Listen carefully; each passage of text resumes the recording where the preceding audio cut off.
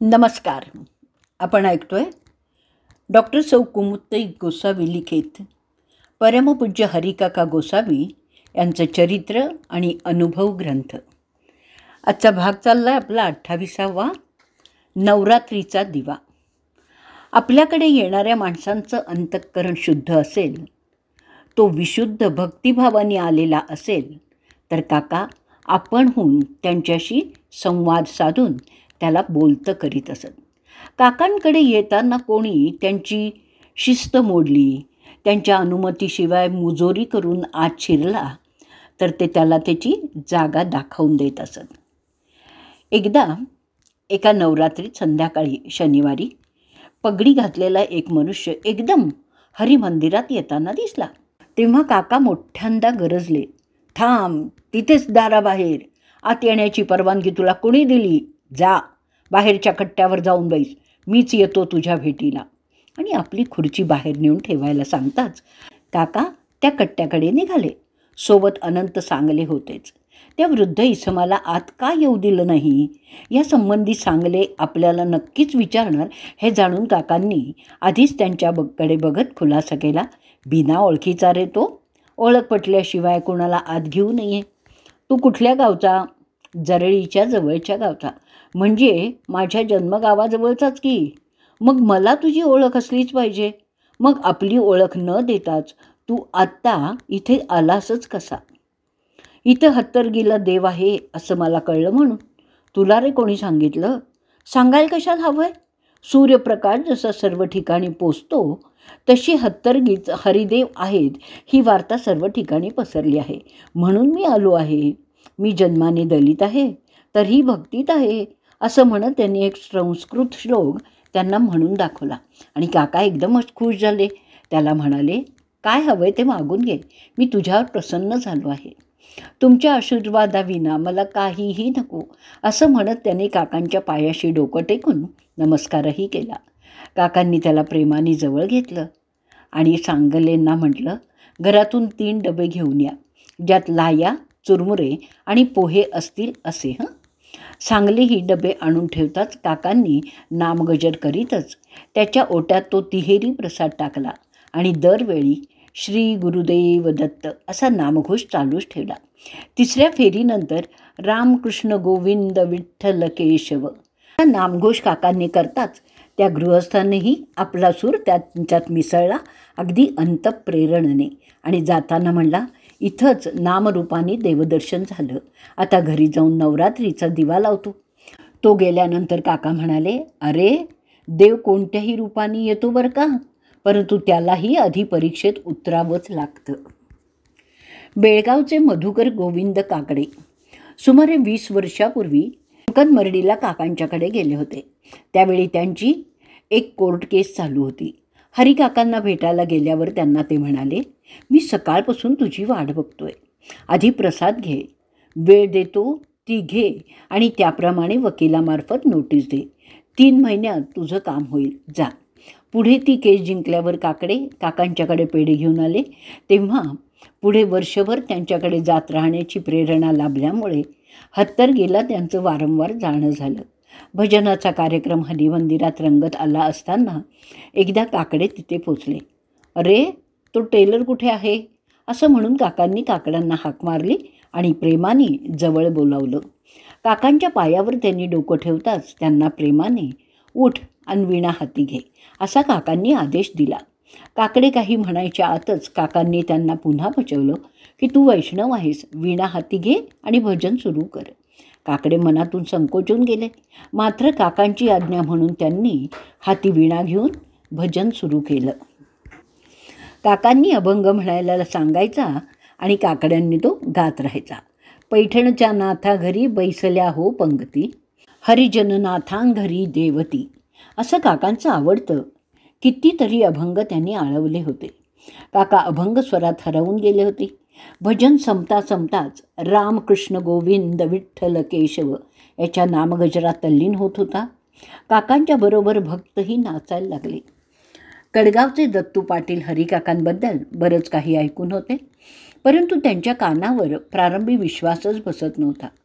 हरिकाका जसं सांगतात तसंच घडतं असं कोणी त्यांना सांगितलं की ते म्हणायचं, कुणी पाहिलंय तरी का तसं घडताना. एकदा पाटील रामटेकला जाऊन एका सत्पुरुषाचं दर्शन घेऊन नंतर हरिकाकांच्याकडे गेले. तर त्यांना काकांनीच विचारलं, काय रे पाटला, पटली का आता ती खूण, झाली का खात्री. काकांनी आपल्या मनातील दुजाभाव अचूक हेरला हे जाणून दत्तू पाटील वरमले. हरिमंडपात चालू असलेल्या भजनात होणाऱ्या नामगजरात काहीही न बोलता ते मिसळून गेले. हरी हरी हरी मज छंद लागला तुझी या नामाचा, देव नाही देव्हाऱ्यात देव नाही मंदिरात, मुखी जयाच्या श्रीहरी वसे देव त्याच्या घरी. असं भजन चालू होतं. हरिकाकांच्या वास्तव्यातील प्रत्येक वास्तू अशा नामस्मरणाने पुनीतच होऊन जायची. जसा विचार तसा जीवनाला आकार मिळतो असंच काका म्हणायचे. परंतु दत्तू पाटलांसारख्या शिष्यांकडे प्रारंभी काडीची श्रद्धा भक्ती नसतानाही असे भक्त भेटल्यावर त्यांना आकार कसा द्यायचा हे हरिकाका फार चांगलं जाणून होते आणि त्याचा प्रत्यय दत्तू पाटलांना पुरेपूर आला. दत्तू पाटील निस्सीम हरिभक्तीत पुढे आयुष्यभर रंगून गेले. बेळगाव जिल्ह्यातील अथणीला काकांचे तोरो नावाचे एक मित्र होते. मिरजेला असताना काका वेदाध्ययन करताना द्यावी लागणारी 1 रुपया गुरुदक्षिणा देण्यासाठी देखील काकांना कष्ट उपसावे लागत होते. तेव्हा एखादाच असा काही महत्त्वाच्या कामासाठी त्यांनी त्यांचे सहाध्यायी असलेल्या तोरणच्याकडून 1 रुपया उसना घेतला होता. तो फेडायचा राहून गेला होता. त्याची आठवण मात्र काका विसरलेले नव्हते. पुढे वयाची 70 ओलांडल्यावर काकांची आणि तोरोंची एकदा गाठ पडली. तेव्हा आठवणीने तोरो त्यांना म्हणाले, माझा रुपया तू परत केला नाही आहेस. काकांनी आपल्या शर्टाचे खिसे चापचून पाहिले. त्यावेळीही त्यांच्या खिशात रुपया नव्हता. तुझा 1 रुपया फेडायचा मी आज पुन्हा संकल्प केलेला आहे असं सांगून त्या बालमित्राचा काकांनी निरोप घेतला. केलेल्या संकल्पानुसार काका 1 रुपया घेऊन अथणीला मुद्दाम गेले. तर त्यावेळी काकांच्या त्या मित्राने देह ठेवल्याचं त्यांना समजलं आणि ऋण न फेडताच त्यांना परतावं लागलं. त्यानंतर अथणीचा आणि काकांचा संबंध त्यांच्या नातीच्या म्हणजे स्वातीच्या विवाह संबंधाने आला. स्वातीच्या विवाहानंतर काका एका भेटीत आपल्या नाथ जावयाला म्हणजेच राघवेंद्र वसंतराव बदामीला स्वतःजवळ बसवून घेत म्हणाले, तू माझा पूर्वजन्मीचा मित्र तोरो आहेस. तुझं 1 रुपयाचं ऋण फेडण्यासाठी मी तुला माझी नात स्वाती पत्नी म्हणून दिलेली आहे बघ. पैशाच्या कोणाच्या ऋणात कोणी राहू नये. ऋणात राहायचंच झालं तर ते नामाच्या ऋणात राहायला पाहिजे. सद्गुरूंनी दिलेल्या नामाचं ऋण आपण कितीही फेडायचं म्हटलं तरी ते फेडणं तसं अवघडच आहे. दुर्दैवाने पुढे सौ स्वातीचं काकांच्या नातीचं एका अपघातात निधन झालं. जणू हरिकाकांचं म्हणजे आपल्या आजोबांचं 1 रुपयाचं ऋण फेडण्यासाठी स्वातीने आपलं मोलाचं आयुष्य खर्ची घातलं. नियतीच्या साक्षीने आत्मबलिदान केलं.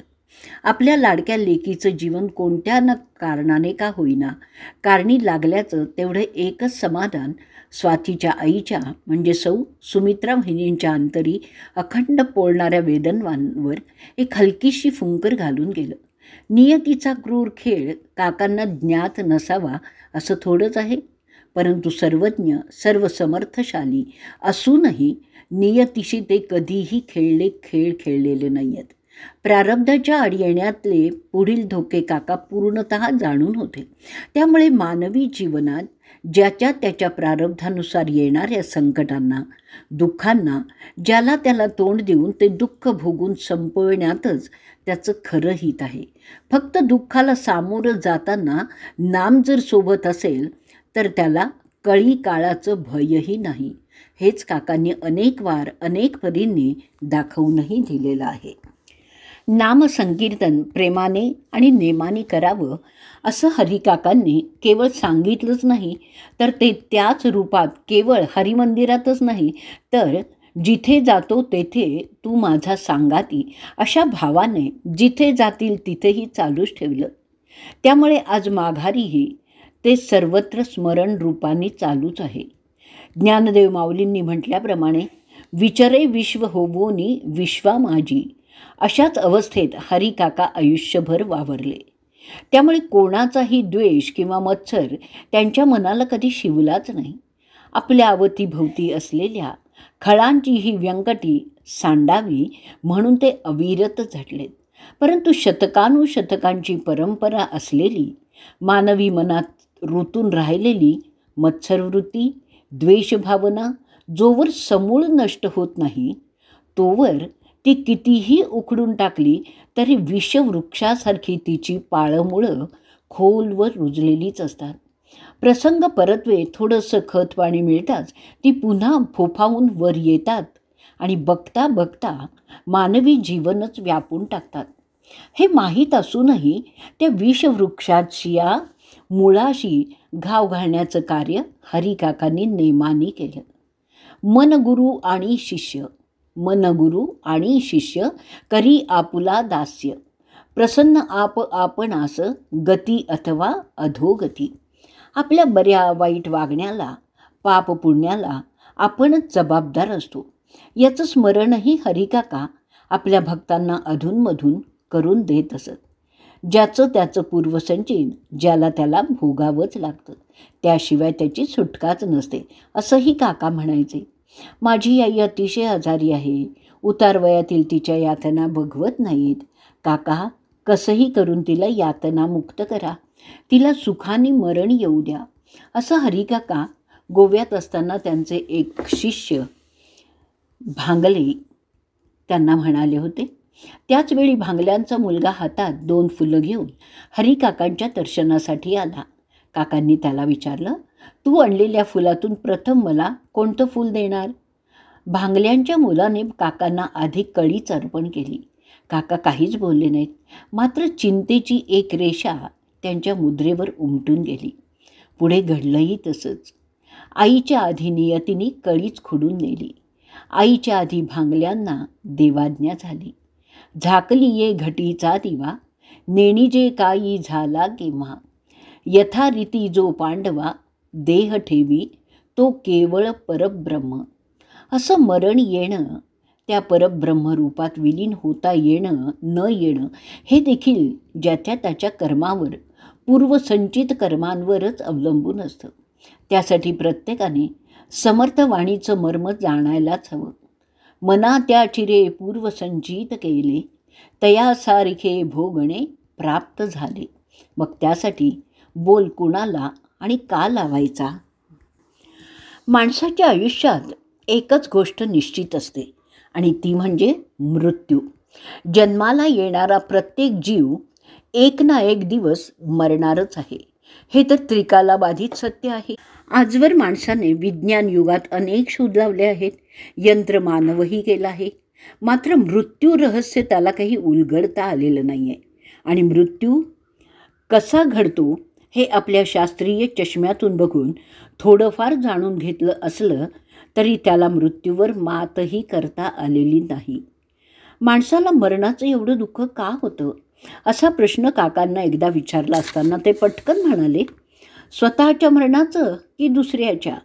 माणूस आयुष्यात ज्यावेळी पहिल्यांदाच दुसऱ्याचं मरण पाहतो ना, त्यावेळी देखील ते मरण स्वतःच समजून बघत असतो आणि म्हणून तो दुःखी होतो. आयुष्यभर मी माझं म्हणून जे डबोलं त्यांनी साठवलेलं असतं ते सोडून जाण्याचं त्याला दुःख असतं. त्यांनी ज्या देहावर जीवापाड प्रेम केलेलं असतं तो देह सोडावा लागणार याचं त्याला खरं दुःख असतं. काकांनी सर्वसामान्य माणसाच्या मनातील मृत्यू भयावर अचूक बोट ठेवलंय. पत्नीच्या म्हणजे सौ लक्ष्मी काकेंच्या मृत्यूनंतर काकांनी आपल्यालाही देहभावाने दुःख झालं असल्याचं कबूल केलं होतं. परंतु काकांचा देहभाव केवळ लौकिकातील आपला व्यवहार लौकिकाला शोभेसा अत्यंत चोख ठेवण्यासाठी होता. तो कोणत्या क्षणी जागृत ठेवायचा, कोणत्या क्षणी पुन्हा विदेही अवस्था अनुभवायची, हे त्यांच्या संपूर्ण कह्यात होतं. त्यामुळे त्यांनी लौकिक भावातून डोळ्यातून वाहणाऱ्या अश्रूंना वाट करून दिल्याचं सर्वांनी बघितलं होतं. जिनी मला आयुष्यभर साथ दिली त्या पत्नीच्या वियोगाचं मला दुःख होत नाही काय, असा सर्वसामान्यांसारखा प्रश्नही काकांनी विचारला.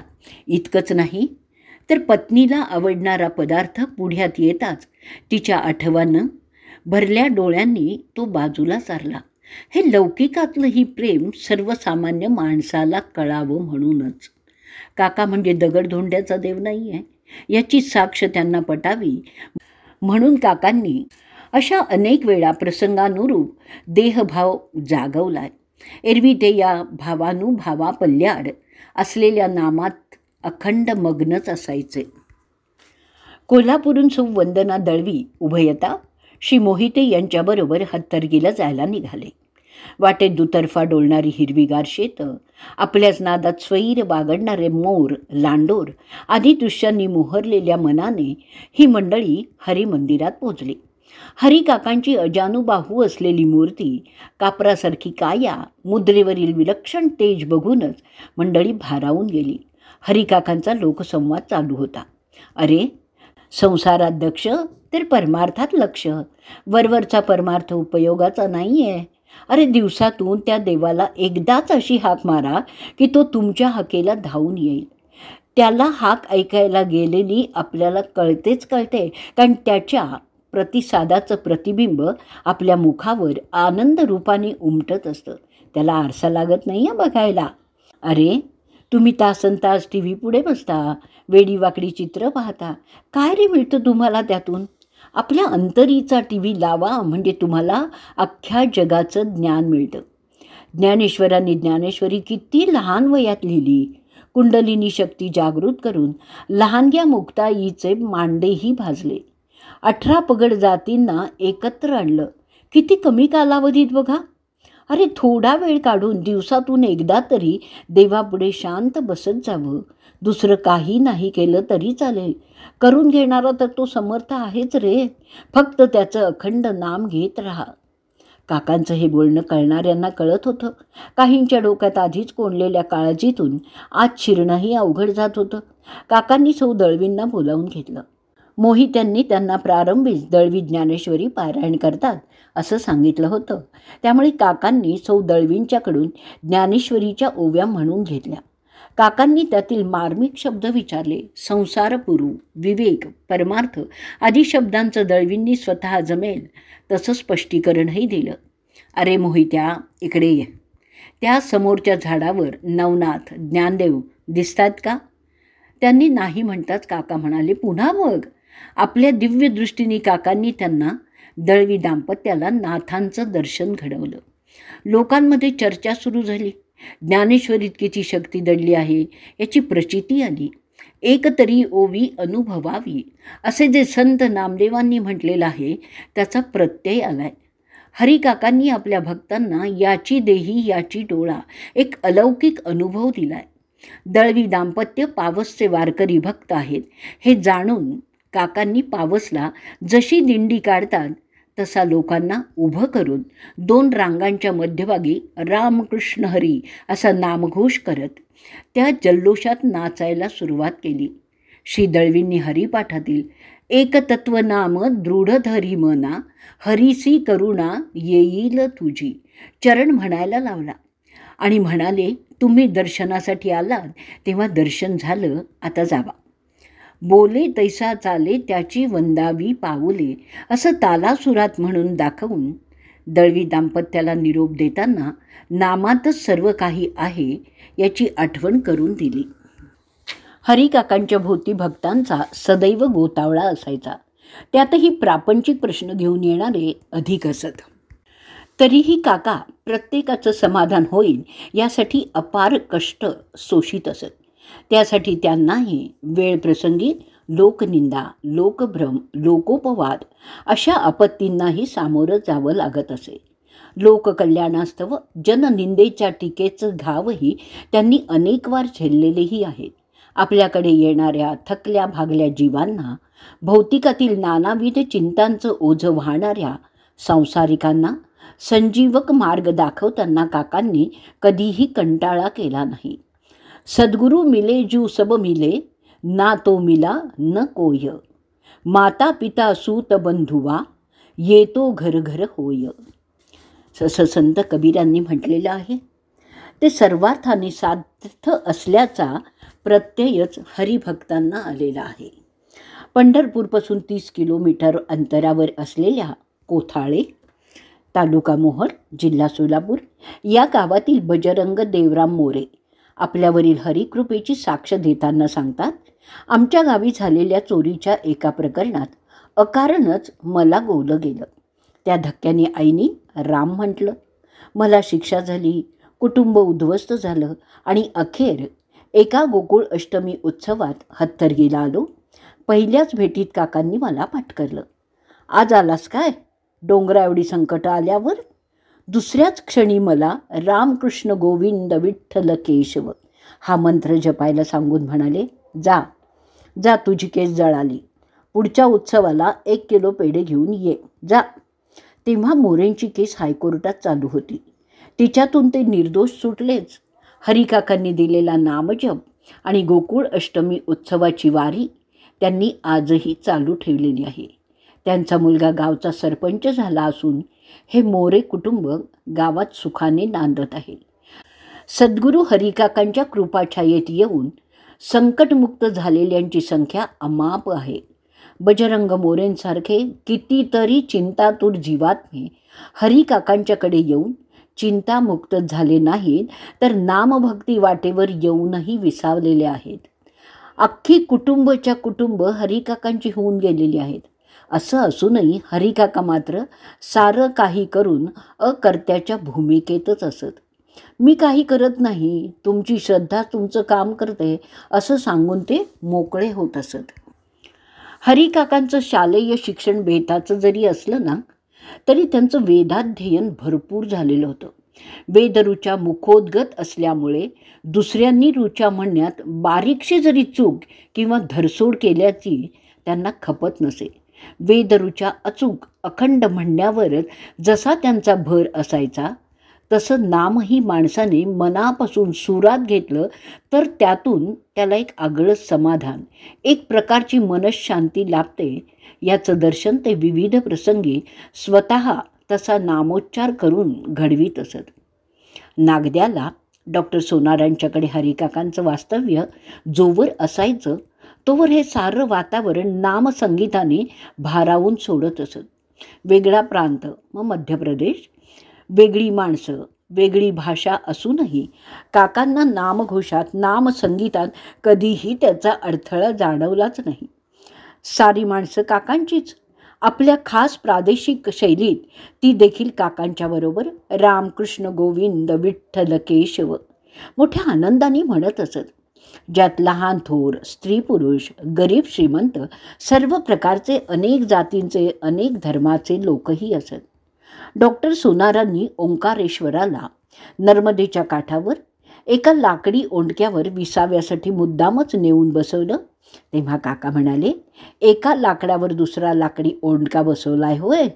दोघंही सारखेच जळाऊ, एक जळण्यापुरताच पुरणारा आणि दुसरा जळूनही मागं तितकाच उरणारा.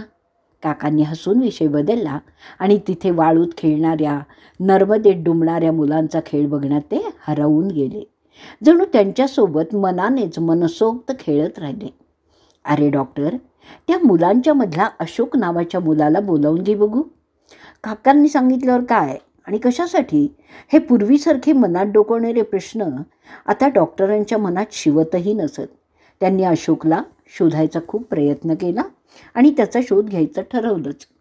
तुमच्यापैकी अशोक कुणाचं नाव आहे, त्यांनी माझ्याबरोबर यावं, असं डॉक्टरांनी तिकडच्या ढंगाने सांगताच मुलांमधील अशोक सामोरा आला. डॉक्टर त्याला काकांच्याकडे घेऊन गेले. जाताना त्याचे डोळे नर्मदा पात्राप्रमाणे वाहत होते. काकांनी त्याला जवळ बोलवलं, त्याच्या पाठीवरून हात फिरवला आणि म्हणाले, अशोक ना रे तू? मग अशोकाच्या झाडाला रोज पाणी घालत जा, तुझं दुःख दूर होईल बघ. काकांच्या ते प्रेमकृपा स्पर्शाने आधीच मोहरून गेलेल्या अशोकला काकांनी एक साधा नेम देऊन त्याचं दुःख दूर होणार असल्याचा दिलासा दिल्यामुळे त्याच्या चेहऱ्यावर जे आनंदभाव फुलले ना, ते बघून काका देखील सुखावले. काका, अशोक दुःखी आहे हे तुम्हाला कसं कळलं, कसं तुम्ही ओळखलं, असं डॉक्टरांनी विचारताच काका म्हणाले, अरे ते समोरचं अशोकाचं झाड बघ रडत होतं. म्हणून अशोक म्हणजे शोक विरहित करण्यासाठी मी अशोकला बोलावून घेतलं. हरिकाकांच्या सहवात असणाऱ्यांना नित्य नामस्मरण तर घडतच असे.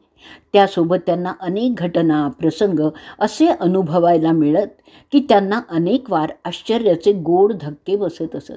अनेक वेळा तर त्यांची संगतीही त्यांना नीट लावता येत नसे. त्यामुळे त्याकडे हरिलीला याच एका भावातून काहीजण बघत असत.